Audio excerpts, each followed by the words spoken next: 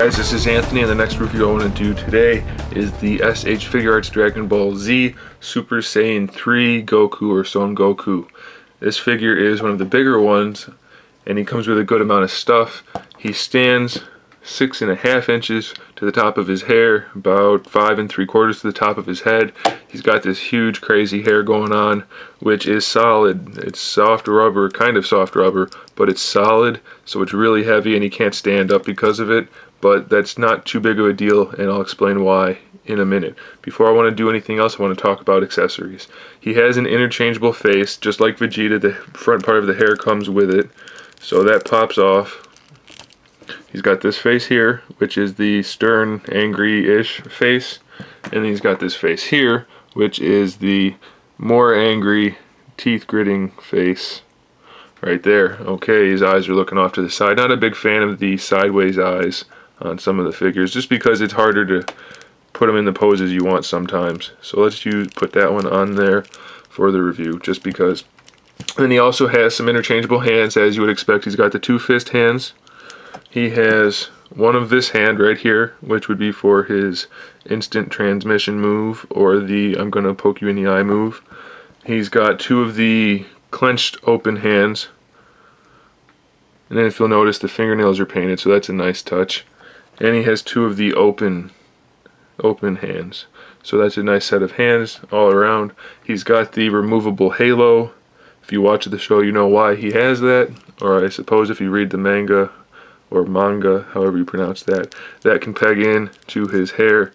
And he's got the halo ring for, I'm not going to say why, because it could spoil it, but he's got that. I shouldn't really have to. Anyway, as far as accessory goes, that's all that really pertains to the figure itself. He also comes with a flight stand, or whatever you want to call that. This is similar to the ones, or it's basically the same thing as the ones you can buy individually. Check out the review for those to compare them. But it comes with the stand. This clips around him, so it'll hold him up in a flight pose, or however you want to do it. So you don't have to worry about his hair being too heavy. Just clip these around him and it'll hold him up. It's nice and tight, so you don't have to worry about it falling unless you do that and knock it over. And you can tighten the screws to tighten the stand if you need to, but it'll hold him up just fine. And if you'll notice, it's got this little yellow clip thingy that does come off, but that's on there because you can put these things together. You get 4 of these. They're translucent and they have shading on them. You put these together, and I'm just going to overlay a picture because I'm not going to put them together because it's a pain in the rear. Comes with instructions. You put these together, and he's got the energy effect thing that goes around him, and that snaps onto the flight stand. So look at that picture, and now stop looking at it. Let's continue on with the review. Let's talk about paint before anything else. As usual, the paint job is pretty good on this figure. All the little details, like the creases in the skin and the eyes and everything, they're painted really well. There's not too much bleeding at the seams of the colors. Everything looks good in that regard, but here's the problem I have. His skin is orange in some places. The shading's really heavy, and it just looks off. And then the color for the clothes, the orange just looks kind of muddy and not quite as good as I would have liked. So that aside, everything looks good. All the detail work is fine. It's just kind of an overall, it looks a little bit off. It's not so bad that I don't like the figure, it's just not one of the better of the batch. The hair does have a ton of shading throughout, and that looks really good. And the hair is articulated, so you can get some posing out of it if you want to, but I mean, it's not going to be too effective, so whatever. Alright, let's talk about the rest of the articulation. The head is on a ball disc peg, so what that means is, okay, they don't want me to take this one off. Either way, you can kind of see in there, there's a ball disc that the head can go like this on, and then it spins like this, and then if you do it right, you can get him to turn his head from side to side. You have to get the disc to spin. Or maybe his doesn't do that. Okay, yeah, I was wrong. His doesn't do that. I'm sorry. I haven't looked at his up close yet. His is just the standard pivot right there. It rotates on the peg at the top and then pivots. So his is missing 1 point of articulation compared to most of the others, if not all of the others.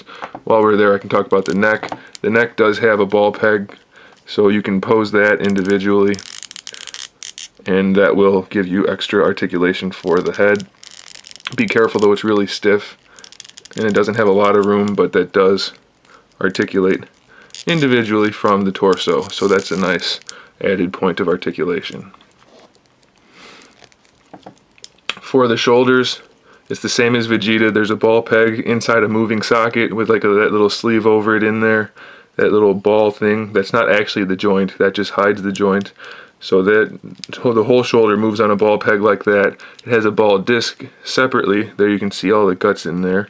So he's got great range of motion. You can really do what you need to do with him.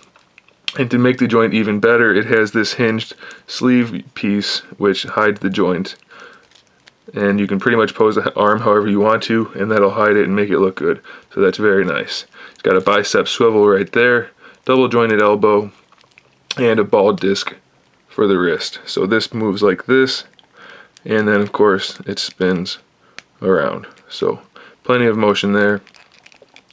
Double ball peg for the torso. You can see that in there. The clothes hide it, so you can really get great range of motion out of these guys. It's incredible how much articulation they have. For the hips, it's a ball peg, but the ball peg itself has a hinge on it, so you can get a little extra out of it. That it goes like that, so you can move the legs around just a little bit more, and it's very effective. Otherwise, it's a standard ball peg with the ball socket, and then the thigh spins around on that. So that's really effective. Great range of motion for the hips. Double jointed knee, these are kind of ugly. They've started to fix those with the newer figure, but I'm personally okay with it. It does work, it is effective. Get great range of motion out of it. It's a little ugly, but it's okay by me. Some people complain about the big gap on the back, but I'm okay with it. Like I said, it's fine. And for the ankle, this guy's probably one of the worst as far as articulation goes, but it's just a ball peg. Well, it's a double ball peg, so it's not terrible, it's just somewhat limited. And it is still, it's effective enough, I think. You can get a decent range of motion out of it. Forward and back is really where it's limited the most. And he has a toe hinge. Great detail throughout the figure.